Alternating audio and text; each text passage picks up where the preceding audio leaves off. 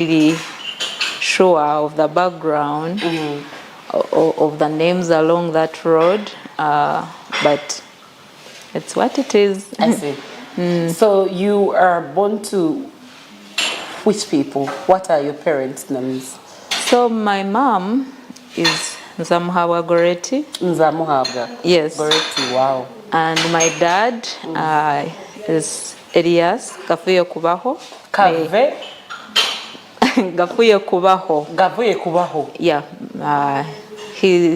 May his soul rest in peace. Amen. He's been dead. He died in 1997. That's quite a while, Mary. Yes. And so you were born in Mitiana, like you just said. Yes. Your parents don't sound like their roots are in Mitiana, though, yes. from what I hear. Yeah, so both my parents came from Rwanda, and they met here. So my mom came when she was like 17. Okay. And my dad came when he was just a little bit older. Yeah, so they just met there. From what you hear or what you've heard, how did they come? I mean, there are many reasons and many ways people cross into countries. Was it business? Was it school? Was it visiting relatives? Were they refugees? I mean, Mitiana being close to Chegegwa sends a message, but I don't want to say that. They came back in that day before actually the genocide and the wars. Okay. So it was by choice. My dad came to look for work. Okay.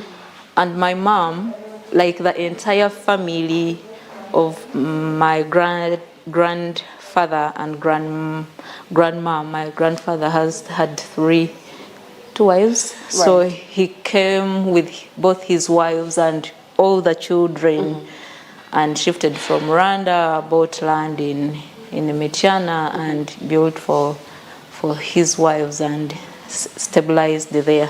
I see. Yeah. So your mother's roots are all now in Uganda, just like that? Yes. They rarely, if at all, move to the other side, because sounds like all the family came here. Yeah, they rarely. Me personally, I've never been to Rwanda. So I was born here. I've grown up and studied from here. Yes, but both my parents came from that side. I see. And how many children were you, and which position do you hold? So for my mom and my dad, I happened to be the firstborn. Okay. But both of them started from somewhere and then had children. Yeah, yes, and remarried. So for my mom, we are three. I'm the firstborn. The one who follows me is a boy, and then the lastborn is a girl. Okay. And for your dad's case? So for my dad's case, I never got to meet the older children. So it's a long story, because my mom and my dad met here, and it happens that they never actually got to go and see my dad's parents. So my dad was here alone. And he meets my mom alone. I think that the other children, the first family he had was in Rwanda. Okay. And then he came here and met my mom, and they married. And after they marry, they never went to visit like his parents. And then my dad dies. Before anything had happened. Before anything happens, oh, wow. So I don't know anyone on my dad's side. Wow. Wow. Like no grandma, no granddad, no auntie, no half sibling, nothing. I don't know. I know no one on that side. Were you able to see your dad before he passed? Yes, being the firstborn, I was able to see him. Oh, you said 97, so probably you were quite some age then. Yes. I was, by the time I died, I think I was 11. I'm born of 86. Okay. Yes. So you have some vivid memories of him. Yes, I have. Lovely. May he sleep well.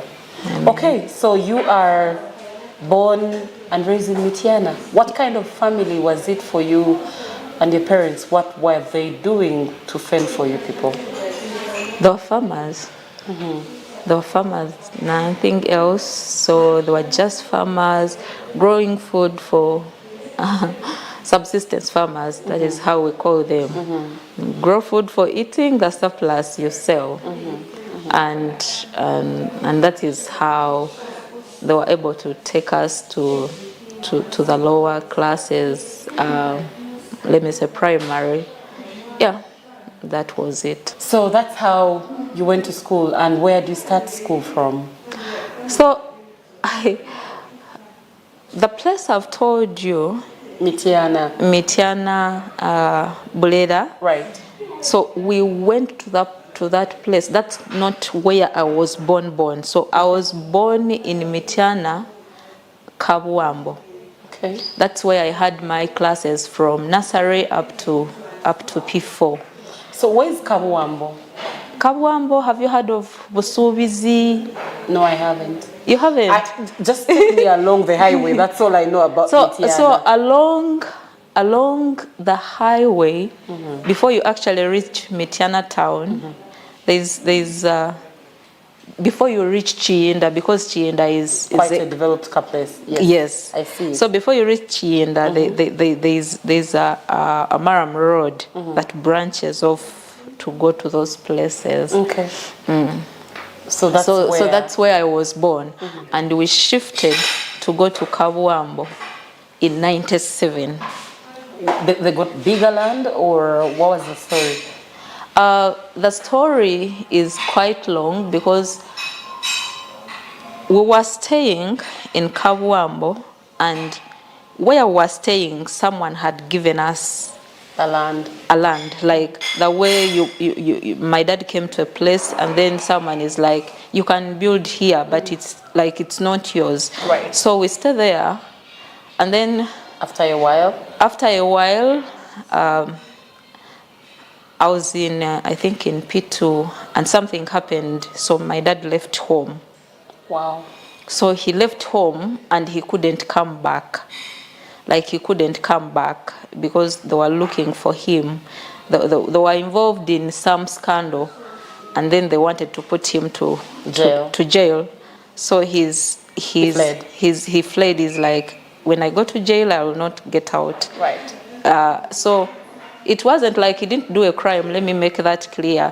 You know, villages, they do bulungi wansi, where they gather on every Wednesday, right, and they clear the roads. Yeah. So one person didn't come, and then like those village chiefs. So the village chief asked my dad to escort him. They go and get the man who didn't come for bulungi wansi, and then when they went, the man tried to fight them, and they broke his arm. Wow. And he was like from a big family. So they opened up a case. They came. I saw a man coming home and looking for him, and it was my first time to see people with guns. So my dad wasn't at home, and when someone told him they are looking for you, he didn't come home. Like he never came back home. He just fled the place. Right. And so we are in the grass-thatched house. My mom had just given birth to our last born. She was 1 month. Wow. And we stay in the house. You know, when you're in a grass-thatched house, it has to be repaired almost every rainy season. Right. So the house, my mom could not repair the house until we couldn't stay in it anymore. And then we left and started staying with our grandma's home. So we stayed there until we were able to actually look for something. Actually, we shifted with our grandmom, and then went to this new place, Namtamba Buleda. So how did you get that place? Because from what you narrate, it's quite distant from where you were initially. Excuse me. Bless you. So our uncle was staying there. Okay. Our uncle, who is like follows my mom, he was staying in Buleda. He had married, and then like he was like, I think it's better for you guys to come and stay this side, such that this land is better and blah blah. So they ended up selling where we were staying, and then we shifted with grandma and went to Buleda. Right. And by then you said in which class? So by then I was in by the time we shift to go to Bulera, the class I joined in was P5, primary 5. Okay, that's quite some time then. Yes. Okay, so you have memories of the previous school and this. Yeah, so the school this side, P1 to P4, was Masoli Primary School, which no longer exists. It was like a small private school near home. Okay. Where my mom would go and work for the owner of the school, and then I would go to school. Okay. Yeah, so we shifted there, and then that is the very year actually UPE was enrolled. Right. So 1997. So when we shifted to, I now join a UPE school, Bulera Primary School. Some people call it VTN. That's where I studied from. Why is it called VTN? I actually don't know. Okay, that's like an acronym for something. I don't know what it is, but like it's Bulera Primary School. Okay. Like that's the common name everyone knows. Okay. So that's where I did my P5 to P7. Okay, and now mom is on her own, right? Dad has not shown up again, or he's Yeah. back? So that very year we reached in the new place, and then our dad, because I think he was knowing what was happening at home. So when we shifted, that very year, 1997, he comes to visit us where we had shifted, because now I think he knows no one will come that side to look for him. So he comes, he visits us, he goes to my school, sees where I'm studying from, and then after, like they talk to my mom, he wants to come back home, but of course I was a child, I never asked what they talked about, but he goes back, and I think it was like through a few months, because it's the same year. Someone comes home and tells us that he got an accident. So someone comes, shows up? Yeah, and tells us that dad had an accident, is in the hospital, and they needed my mom to go and nurse him. And I think like six days, then we get news that he's dead. I'm sorry, and I'm sorry that I'm taking you back again. At that point when he comes to visit home and checks on you at school, do you like get to know the details of where he's been all this time? Or by the time he's going back, does he mention, I stay in this place and I'll be coming back soon and all that stuff? We actually knew where he was staying. Okay, where was that? It was, you know, like, I don't remember the name of the place, but it was, I remember walking to go and visit him before we actually shifted. Okay. Like it was like, let me say, something like 15 kilometers. Okay, so at least you knew where he was, and it was not something like he got lost completely. Yeah, he didn't get lost completely, but he couldn't come back home because of the circumstances. Yes. Okay. So he passes. Yeah, he passes, and then like we are at home. Of course, he has died. Life continues. You bury right there because that was the new home and that was home, right? No, we didn't. We buried him where we were staying initially. Oh, now because he's dead, there's no problem. They won't come for him, so you go back and bury him. We went back and buried him. Okay. Those people showed up? Which people? The ones that were looking for him earlier. No, they didn't. I'm asking not necessary questions, I think, at this point. They didn't. My apologies. So, okay, he passes and you bury, go back home. I go back home, I go back to school. School continues. Finish P7. And mom is beating odds now, yeah? Yes. Mom is trying, of course. You're 3? She has no job. She has no job. She would do so many things. She was very hardworking. She was very, very hardworking. But in the village, it's different because you can even grow the food and you fail to get someone to buy it. Because everyone has the same food anyway. Yeah, everyone has the food. So unless you have something special. So I would be schooling, and like on market days, I would like carry produce to the market. Sometimes it would be like millet, cassava, sweet potatoes. So I would carry, and then when they buy, I buy books and other things for home. School, So that's how life was. And before we know it, P7 is done. P7 is done. And what next? Of course, like me, I had no, like there was nothing next, because I knew very clearly in black and white That school was done. that school was done. At P7. At P7. I knew it was done in a way that I never even went to pick my results. Because it wasn't necessary. From school, because like it wasn't necessary. I didn't see myself using them. So I'd be passing by and people would be like, I think this girl was in P7, like when the results are back. How did you perform? I'm like, I don't know. And you really didn't know. And I didn't know. And you really weren't bothered. I wasn't bothered. It was that bad. I wasn't bothered, but at that moment, because I was young, like I was kind of smart in school, so I never like stayed in any class. So I was young, so my mom never wanted to see me at home, and she recommended that I go and study tailoring. There was a nearby school for Action Aid, Segai Memorial. So they would teach adults how to read and write. Basic literacy. Then they give you a skill. So they would teach you beekeeping, bricklaying, and concrete management, and tailoring. And the assumption is that now you learn how to read and write. They teach you how to use materials to make beehives. And then like you don't need money to catch the bees and start doing. So now you can get the money to buy maybe a sewing machine and all that. So you would learn all the things.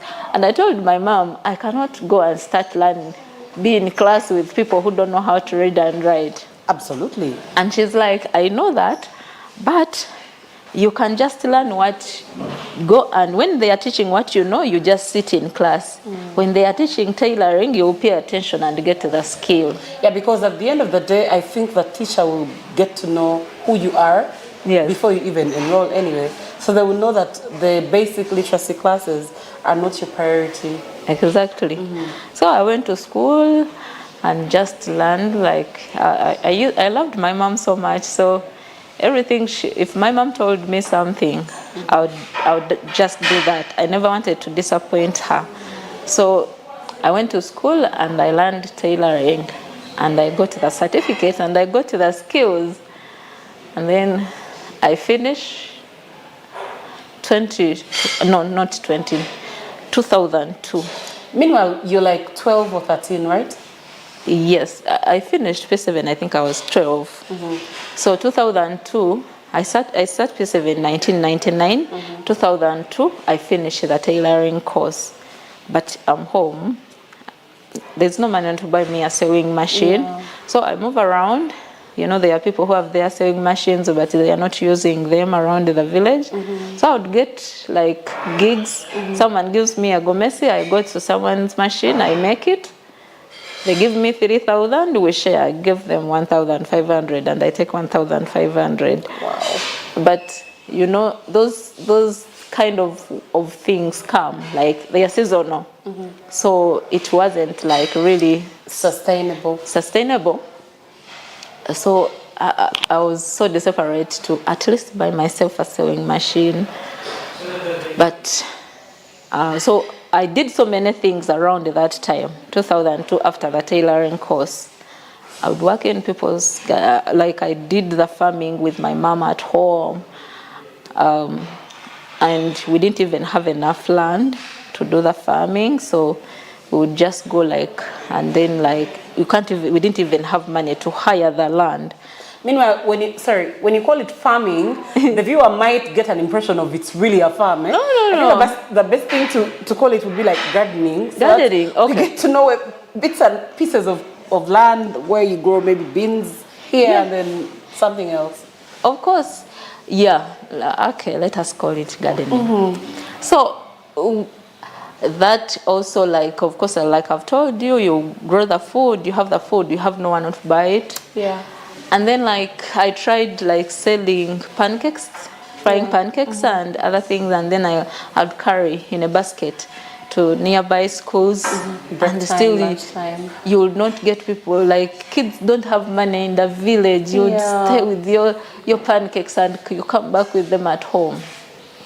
Until 2005, when I got a job in Mitiana Secondary School. As what? As a cook. How old are you, dear? Let me see. 15, thereabouts? No. Remember, I finished in P7 1999. It's Okay. 2005. That's about 6 years later. Yes. Okay, you're almost 18, right? Yes, I'm 18 actually. Right. So I get a job, I'm being paid 35,000. How do you get to that job meanwhile? So my mom is a Mzukfu. Do you know Mzukfu? Very well. Those ones. So they know each other. Okay. And they love each other, let me tell you. They identify. So one Mzukfu was a head cook in Michana Secondary School. Okay. And then like as I am trying to do this, do that, my mom goes for meetings like fellowships and like you discuss my child, she's here, she doesn't have a job, and then until Tata Kazana, who is the head cook, is like, let her come and we work together in the kitchen. So they also give me like, I'm staying with Bazukfu in Mitiana town because my home is far from town. So I'm staying there, I go to school and work and come back home. By your staying there is that you join someone's home? Yes, I'm staying in someone's home. Yeah, they let you in as a child? Yes, Okay. yes. How many children did they have themselves? How was life like at theirs? So, like, it's not someone's home as per se. So, Bazuk have a home. Where they fellowship from? Where they fellowship from. It's their home. It belongs to all of them. Okay. So, they put someone, a caretaker. So, there was an old lady, Jaja Chisule, may her soul rest in peace. Amen. So, she was a caretaker, and by then we were like four girls in that home, all from different homes. With stories like yours and matching. Exactly, yes. But all the girls were in school. I was the only one who was working. Nareba Shutama Na Nyamwiza uri YouTube channel yaitu Shutama Na Nyamwiza wija buri mu rwego rwo kubanza twakutangije subscribing butosha twahita abajeni kameriogu n'abandi nyamwinje barunji bataka kufera uyimata kadaka hands rero ubasegumana utunga notifications twakuletera umuntu musya ataka kwingura tayari DStv nebene programs nyamwinji nyamrunji kano nkeje ya Shutama Na Nyamwiza sande shaha ishato kusya inagwanyeciro itija kwingura buzima twasazumuha mu rukagufu turagarutse tinesheka cya kabiri cyo gendera magaraga Mary na Mkisa utara.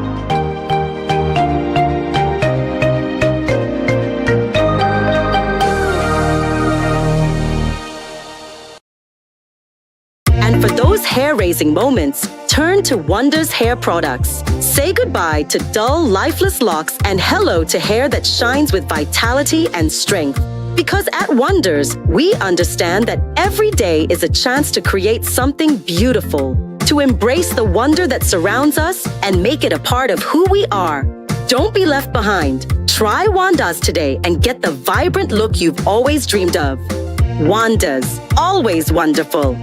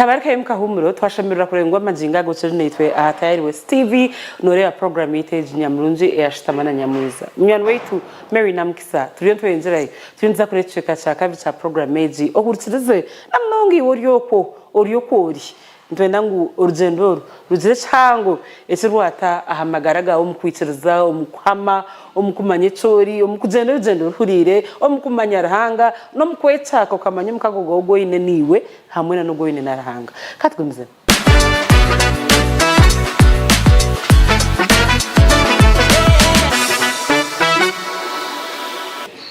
Okay, so you get your job, they are paying you 35k. They are paying me 35,000. I was so grateful. Oh dear. Very grateful. 2005. 35,000 could have been like today's 140. This was. It wasn't much. Like 70? Today's 70? 2005 money had value, my dear. Trying to remember. Okay, maybe 100? Not 100. Because even maids were okay. Let's say maybe like 100. Okay. Yes. So I work, and now I have goals. I set my goals. I had goals. Personal goals. Personal goals. One of them was to buy a sewing machine. Yes, that we came with from the village. Yes. We came with that goal. Yes. So I'm like, I'm going to work. I'll be saving on this money, and then when I make 500,000, I'm going to buy a sewing machine of 150. Get somewhere to rent or co-rent, where to put my sewing machine in town, and start working. Then the rest of the money will sustain me. And so, of course, now I'm the only one working, and my siblings are in school, so I still had to like take care. And my first payment I received, let me tell you what I bought. I bought a mattress. Oh dear. I had never slept on a mattress at home. So you can just imagine how it was. Yeah. So I bought a mattress. I was so excited. I actually bought two. The first month and the second month I bought my first mattress. Both of them I sent them home because in this home I had a mattress where I was sleeping. So I told my mom, no one should ever sleep down again on sacks. So yes, on you. Sacks where they would put grass there and then them out. Oh my God! I know it was from the village. Oh my God! That was the thing. I'm like, but you know when you're in that life, but you're so comfortable. Yes. You have peace. Yes. You're happy. There is love at home. There is you love. Don't feel about all the No. Yes. We will be celebrating, jumping on it when my mom would put like new grass. Yes. So I sent two mattresses at home, and I tell my mom, one is mine, one for visitors. So I just all the grass from the house. Wow. So then I start saving. 2005, 2006. 2006 June. That's when I get an opportunity to go back to school. How does it come up? So I'm in this school. So remember I joined as a cook. Yes. So the kitchen was hard. Like was hard. What was the school's enrollment? Very many children are in. Yeah. I think it had like around 1,500 students. Wow. And these are secondary school students. Teenagers. So they eat. Yes. So, and my role was to prepare beans. Oh dear. So like 50 kilograms for lunch and 50 kilograms for supper. And then you have to pick them. You have to sort them. You have to carry them. You have to make sure you get people to carry them to the dining. It's your responsibility, and it was so hard. And then like even the heat itself of the kitchen was a lot. So I sat down and I told myself, like I couldn't handle. So I said, let me work for this month. When it gets done, I get my payment. I'll go back home and think through what I can do. But I grew up from a prayerful home. I think I forgot that The Mzukufu's home. Of I course, remember you that. know. So we Zuku, pray you a lot. Like we pray breakfast, lunch, and supper. Each meal starts with a prayer. Not just a prayer of God, thank you for this day. A long one where food gets cold. No, you sing like 2 hymns, you pray, then read the Bible, you interpret it, you pray again and conclude the prayer. So that's it. And everyone has their turn of prayer at home, of leading at home. The Bazukufu here are called Abasimuchi. Hey. Yes, I think those are your people. They were Zuku. Okay. Right. So that's how they pray. Okay. Yes. So every time it's my turn to pray, I would pray that I want to go to school. And like, imagine you've been out of school for all that long. You have not even picked your results. But every time I'm praying, I'm saying, God, I want to go back to school. And my mom would tell me, but one day she told me, can't you like just accept that maybe this is what it is? Yeah. And I was like, Mom, God knows everything. Because every time you said that prayer, you touched a deep wound. So she wanted you to stop. To stop. Because she's already aware of it. Exactly. So you needn't remind her. You needn't cut the ulcer afresh. So that's what you did. Like, to me, when you're talking to God, you're talking to God. Yeah. And of course you're a child at this point. What you and I are interpreting now is because we've gotten to the other side of adulthood. Exactly. Then for you, you're making your point to God. So now, like, I continue praying. But when I reach in this school, so I worked 1 month. I'm planning to go back home and just leave the job. And then the school gets to know that I have tailoring skills. So they get me out of the kitchen and they put me at the sewing machine. There was one in the school? There was one in the school. Wow. So they would outsource the uniforms, but they needed someone to do the repairs. So like the zip is off, the student should not just ask for a pass out. So I would do all those repairs for students. And you were really good at them, weren't you? Of course. So I stayed on that machine 2005. 2006. So 2006, you asked how did it happen. So I somehow blended in the school.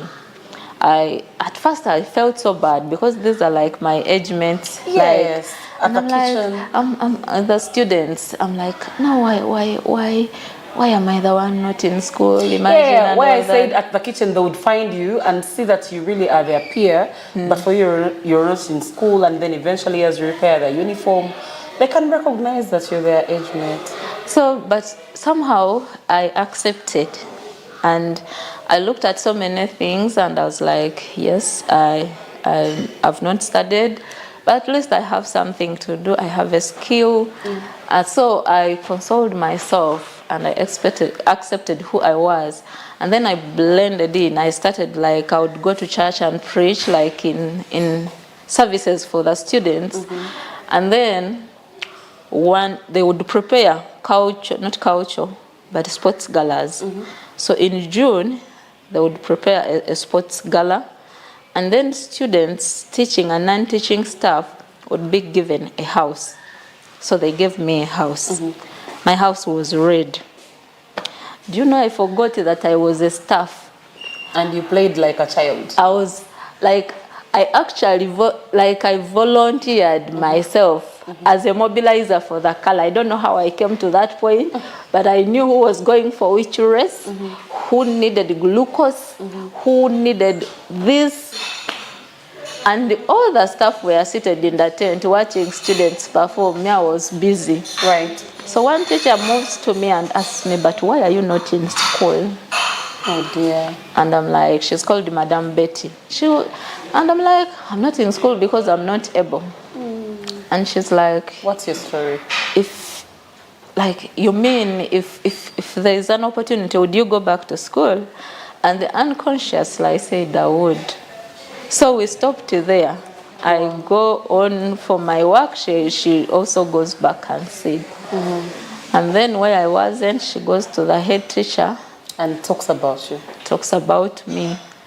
And what I didn't tell you, remember I told you I didn't pick my results. But somewhere, when I was doing that tailoring course, there's somewhere they wanted to take me, so they asked for that, for my results.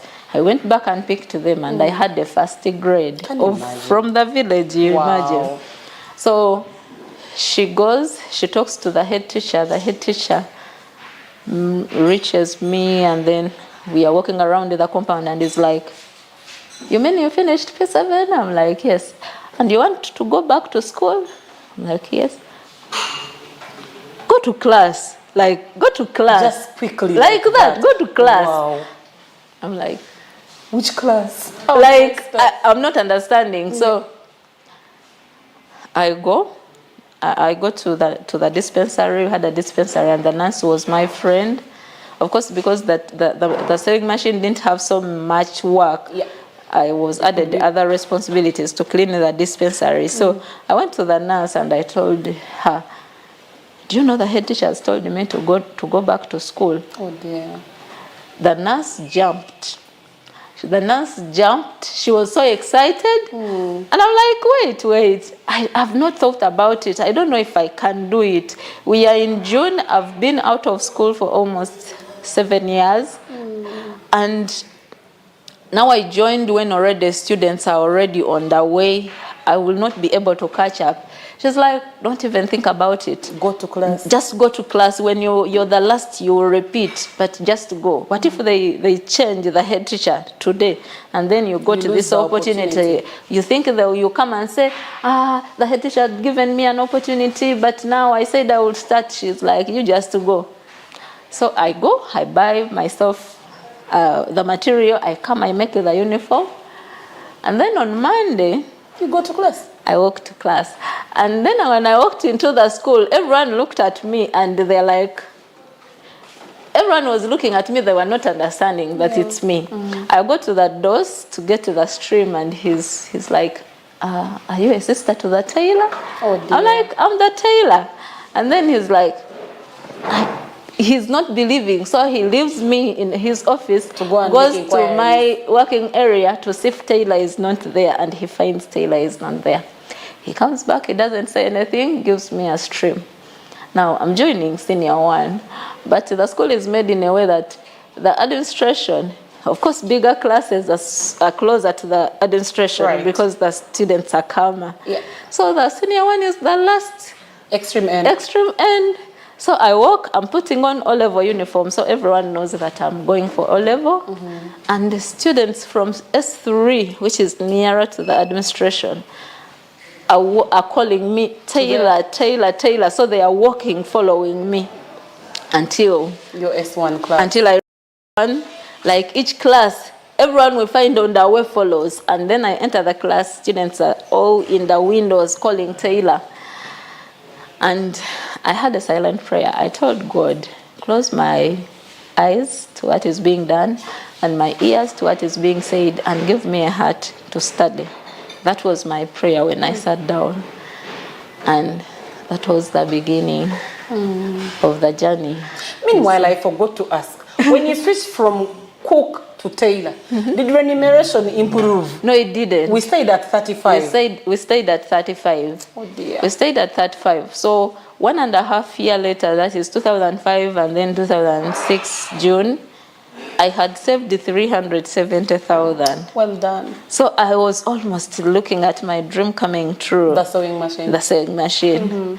But now that's the money I used to buy myself uniforms. Yes, because the school gave me a waiver for school fees, but they were not giving me anything else. Yeah. So it was a waiver. Uniforms, I needed books, I needed this, and that is the money. I bought my uniforms and I put them on until S4. Wow.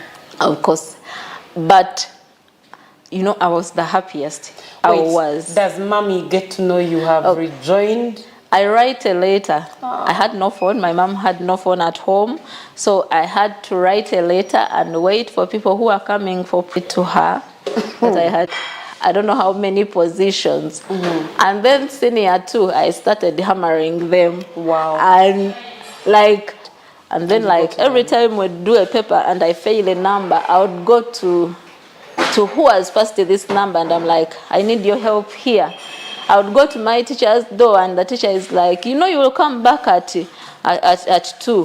And like at 1:55, I'm at that. The teacher, you said I come back at 2. And like that. That was what it was. And before we knew it, Form 4 is done. Form 4 is done. And then after that? So Form 4 is done. Now I don't know what is next. I'm like... Now pause. Sorry, I'm taking you back. Form 1, Term 2, you rejoin school. What do you do in the holidays, the school holidays? So I work at school. You still stay to work? So I would not work... The usual work? During school. Term. During the term. But I would stay and work at the school, dig in the school garden and the school compound, all the holiday, apart from apart from Christmas. Yeah. So all the holidays from when I started school, I would be at school working. So Christmas, you go the whole Christmas holiday, or just a bit of 2 weeks and then you come back? So I would go when the school breaks, and then I'll go home, then have Christmas, and then on the 2nd I would report back to school. 2nd of January? Yes, okay. For work. At least you had time with family. That's what I was looking for. Exactly. And your sister and your brother? So my sister and brother are still in school. Like there's a very big gap between me and my siblings. Yeah, because the one who follows me died. And then there was still a big gap between me and him. So they are a little young. By then they were in primary. Okay. So we reached senior 3, and then I drop out again. What's up? So my mom falls sick. And she was admitted in Mulago for like the entire term. So I leave school. I actually left the holiday thinking she was going to be worked on and she gets fine. And by the time we start the term, I'm back. So I asked you go to nurse your mom? Yes, I asked the school.